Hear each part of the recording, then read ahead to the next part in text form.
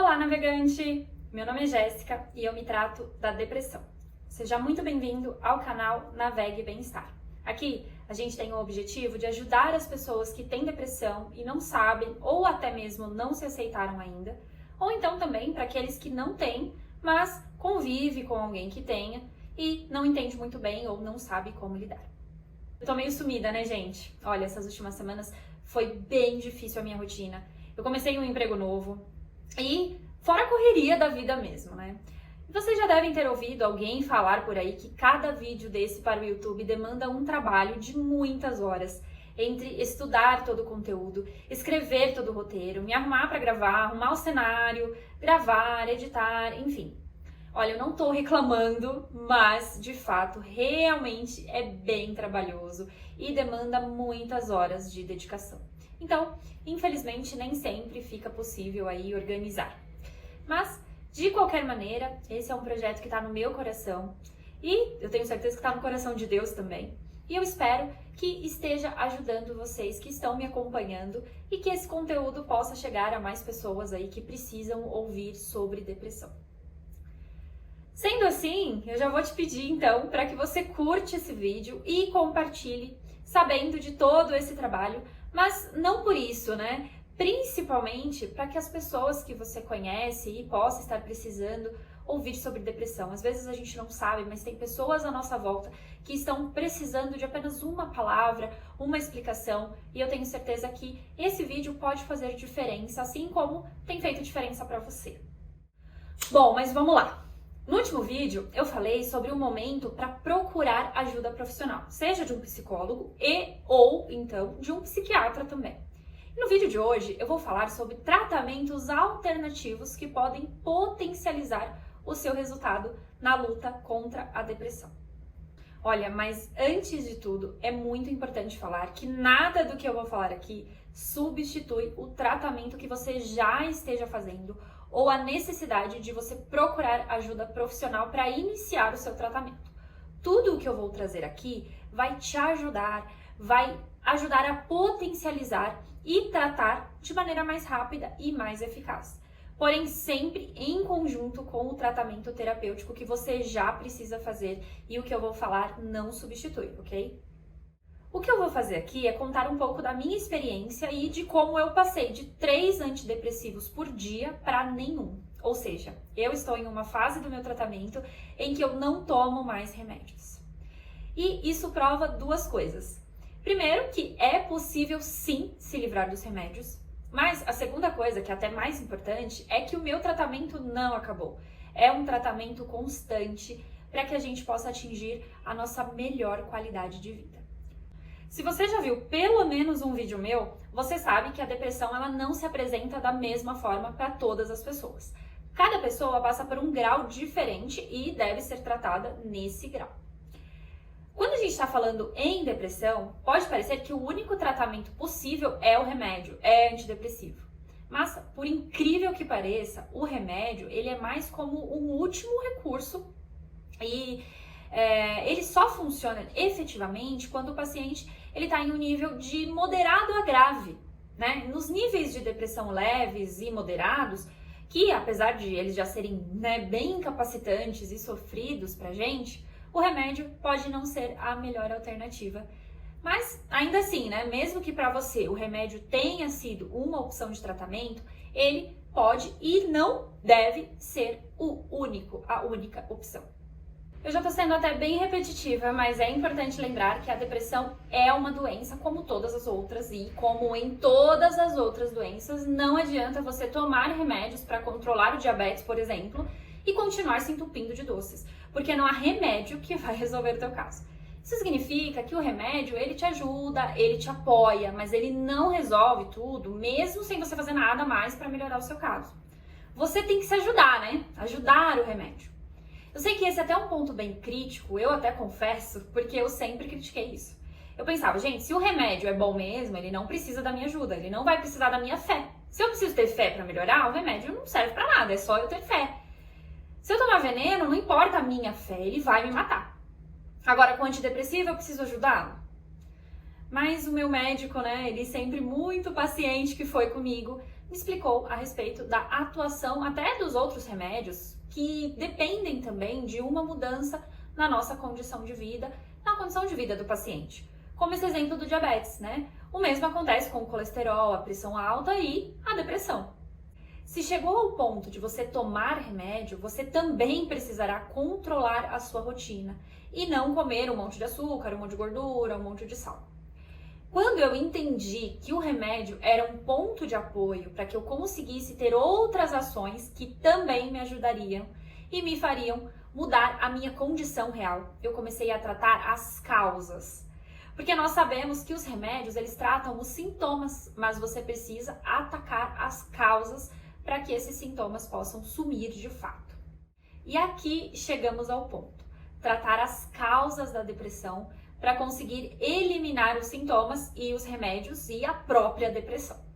Eu, desde quando me descobri em depressão, ainda quando eu nem aceitava que o que eu estava passando era depressão, eu já iniciei tratamento com psicólogo. Mas como eu disse, eu não me aceitava e eu achava mais que era uma preguiça, que era uma fraqueza do que algo a ser tratado. E como eu falei, eu continuava com o estilo de vida péssimo que só colaborava para eu piorar o meu quadro. Eu pensava que só a terapia devia ser suficiente, né, já que eu tinha depressão, eu já estava fazendo o tratamento que era necessário e pronto, a depressão que se curasse com isso porque eu já estava fazendo o que era necessário. Eu nunca levei muito a sério, né? Me falaram que para tratar a depressão era necessário psicólogo, então eu fui lá. Eu já estava fazendo o que era necessário, mas o que aconteceu? Eu fui piorando. Foram acontecendo diversos outros eventos estressantes, né, que acontecem mesmo na vida de qualquer pessoa, mas isso só me fazia piorar ainda mais a minha rotina, a minha alimentação, o meu sono e, por consequência, o meu quadro. Resultado, minha incapacidade para as atividades foi aumentando e eu já queria parar com tudo, desistir de tudo, eu já estava até planejando como eu desistiria de tudo e me entregaria. Foi quando eu procurei um médico psiquiatra para início de um tratamento medicamentoso e, de fato, eu comecei. Comecei com um comprimido de antidepressivo e aí eu pensei, agora sim, agora eu já estou fazendo todo o necessário para essa depressão ficar lá na dela, psicólogo, psiquiatra, remédio. Só que na minha rotina eu continuei com 3 empregos, uma rotina frenética, eu não dormia quase nada, alimentação péssima e bebendo aos finais de semana ou sempre que eu podia, eu bebia. E aí, o que eu tava esperando? Eu tava esperando estar melhorando, né? Eu já fazia um tratamento que eu pensava ser o necessário. Só que eu não estava resolvendo. Pelo menos não como eu tava esperando. E aí, eu precisei de mais um antidepressivo de um outro tipo. E, de resto, eu continuei tudo igual. Resultado? Piorei.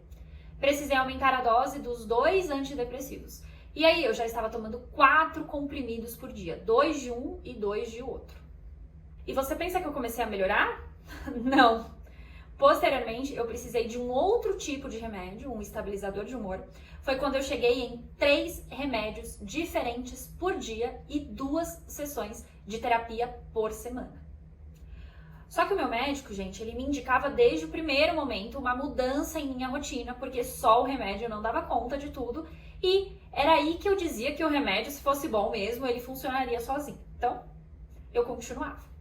Mas quando eu cheguei a essa quantidade de remédios e de sessões de terapia, né?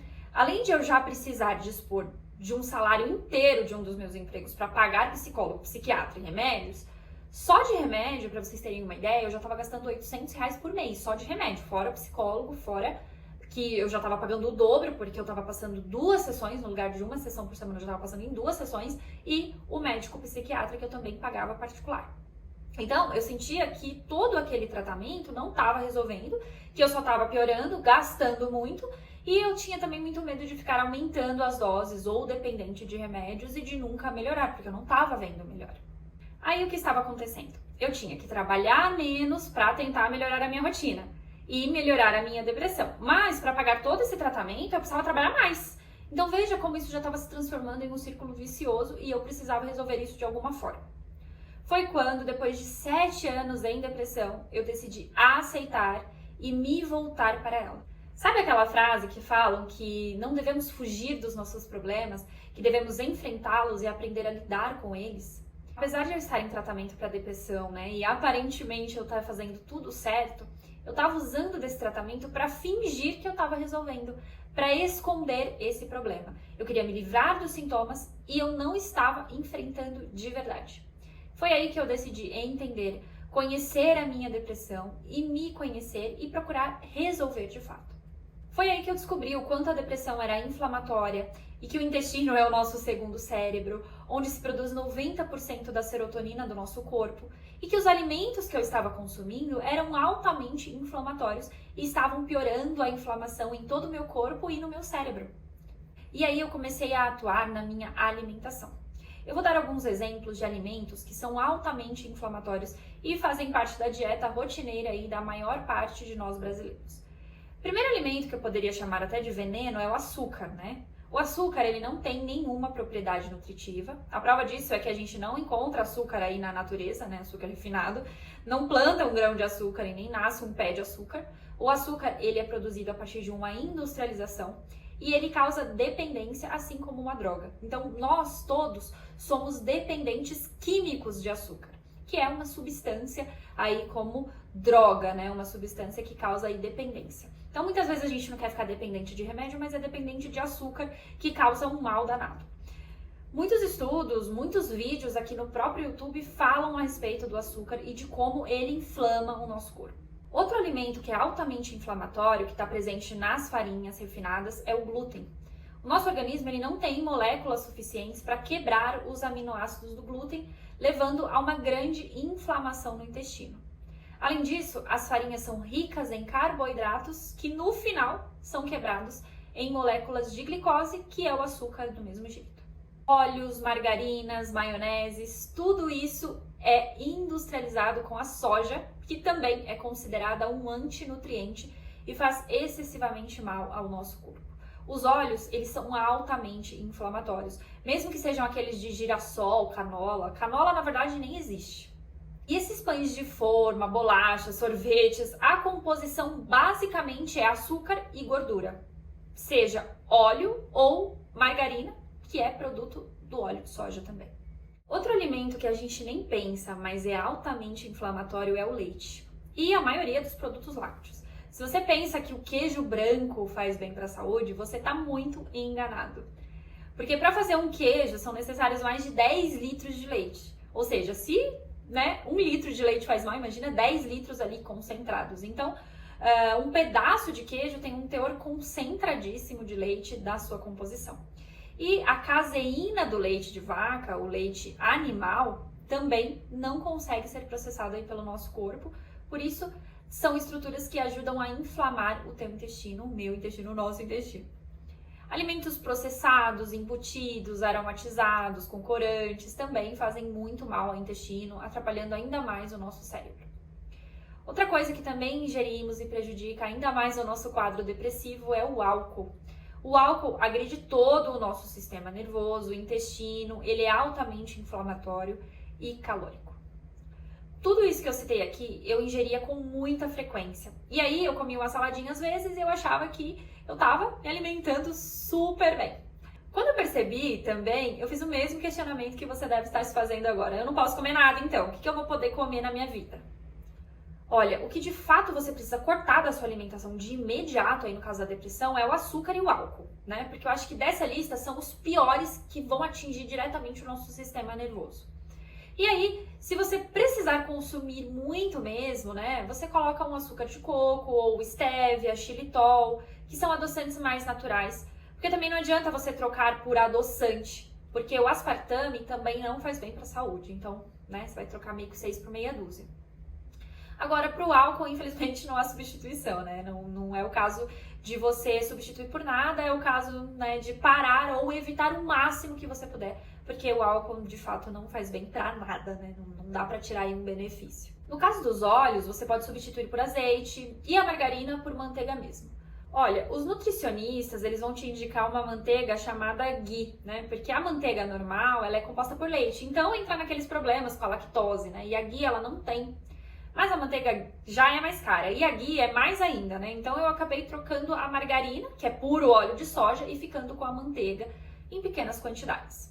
Agora, o leite eu já não bebia antes, então eu já não gostava, então eu não tive dificuldades, mas você pode substituir por leites vegetais, de coco, de amêndoa.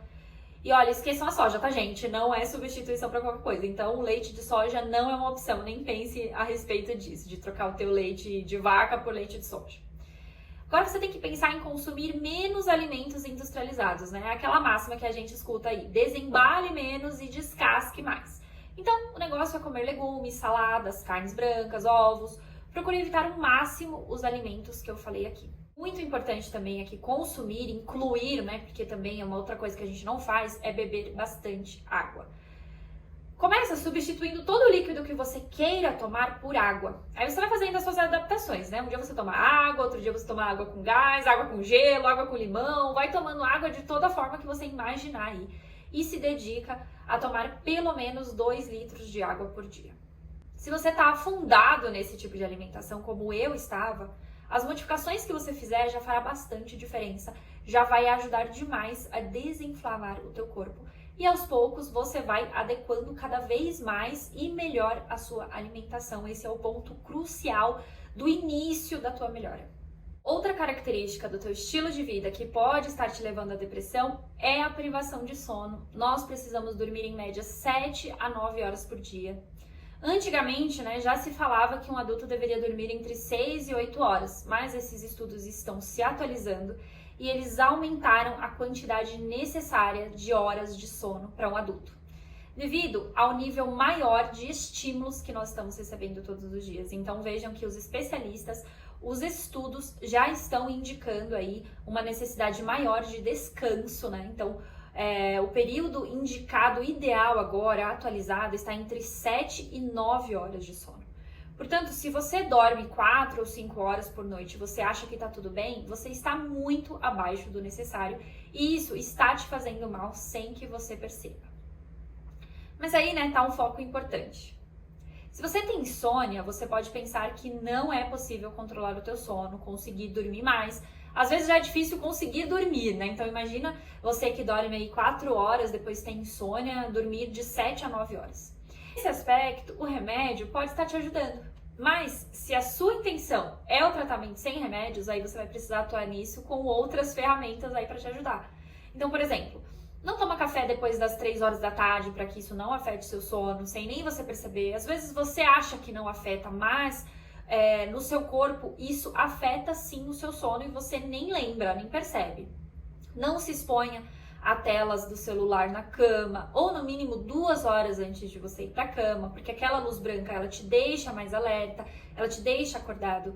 Então, no seu quarto, você pode tentar se expor a uma luz amarela, deixar o quarto um pouco mais escuro, porque aí você consegue ir ativando a produção de melatonina e vai ajudar no seu sono. Então, procura um livro chato para você ler, deixa o quarto mais escuro ou então com uma luz amarela, né? Então, vai já preparando o ambiente da tua casa para que você consiga deitar de fato e dormir, não passar pela insônia.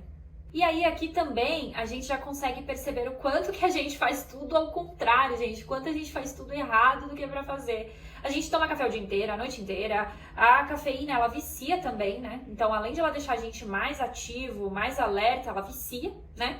A gente fica exposto à luz do computador, luz de LED o dia inteiro, depois aquele quarto bem claro, bem iluminado, com mais um monte de luz e celular antes de dormir. E a gente acha que tá ótimo, né? Que é só ir lá fazer uma terapia, tomar um remédio e que tudo vai ficar bem.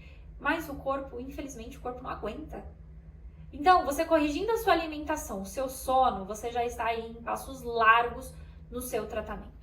E aí, uma atitude aí que você pode e deve tomar como potencializador do seu tratamento, uma outra atitude, é fugir do sedentarismo, fazendo exercícios físicos, porque o exercício físico é um grande auxílio para a liberação de neurotransmissores que são ideais para o nosso bem-estar. A endorfina, por exemplo, né, que é liberada, ela é associada à sensação de disposição física e mental também.